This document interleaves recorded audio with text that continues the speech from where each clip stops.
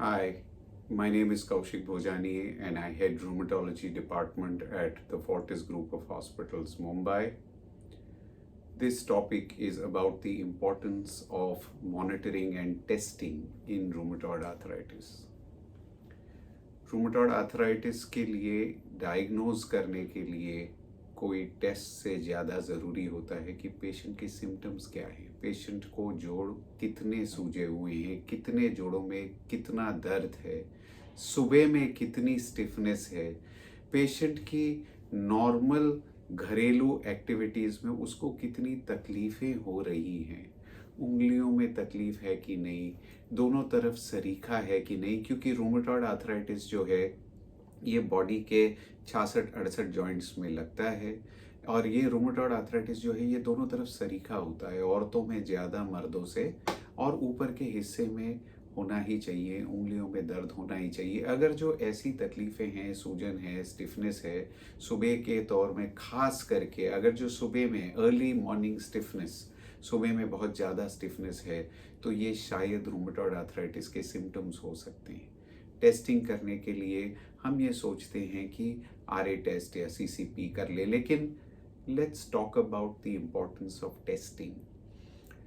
Rheumatoid factor RF, जिसको गलती से बहुत सारे लोग आरए टेस्ट बोलते हैं, लेबोरेटरीज में कुछ जो लोकल छोटी लेबोरेटरीज होती है उनके रिपोर्ट में भी आरए टेस्ट लिख के आता है, जो कि गलत नाम है।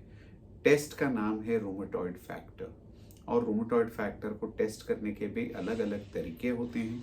उसको करेक्ट टेक्निक और करेक्ट मेथड से टेस्ट किया जाए तो कितना ज़्यादा है रूमेटॉइड फैक्टर, उसके हिसाब से आइडिया आता है कि गति कितनी है बीमारी की।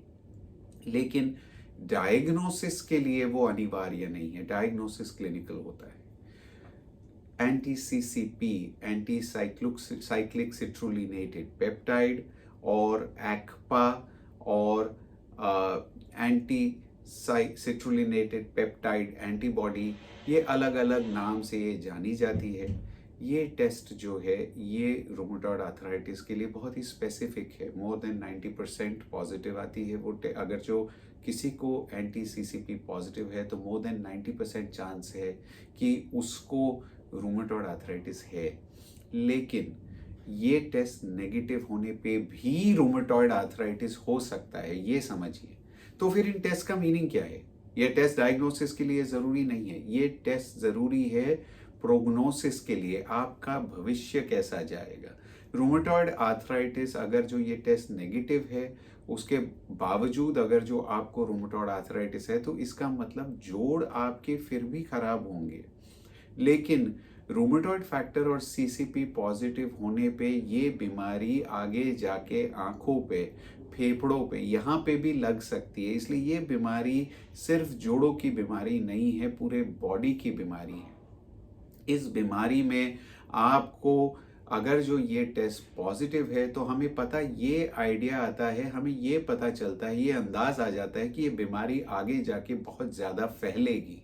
प्लस ये टेस्ट अगर जो पॉजिटिव है तो बहुत ज़्यादा गति से आपके जोड़ खराब होंगे, इसीलिए ये टेस्ट की जाती है। लेकिन ये टेस्ट्स आपका उद्देश्य नहीं है, ये टेस्ट्स आपका ध्येय नहीं है कि इनको नेगेटिव करना, ये नेगेटिव नहीं होंगी। और इनको पॉजिटिव या नेगेटिव है कि नहीं हर बारी ट्रीटमेंट के बाद उसको टेस्ट करो, ये भी ज़रूरी नहीं है। हमें सिर्फ ये देखना है कि rheumatoid factor positive rheumatoid arthritis है, anti CCP positive rheumatoid arthritis है कि नेगेटिव है। उससे हमें आइडिया इतना आता है कि हमें कितना मॉनिटरिंग करना है।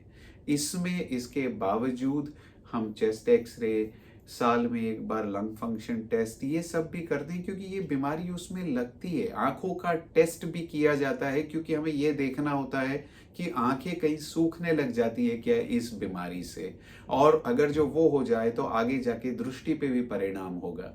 ये आप लोगों को समझना जरूरी है कि रूमेटॉइड आर्थराइटिस पूरे बॉडी में फैलती है, ना ही सिर्फ जोड़ों की बीमारी, और टेस्ट्स उस हिसाब से किए जाते हैं। Thank you very much.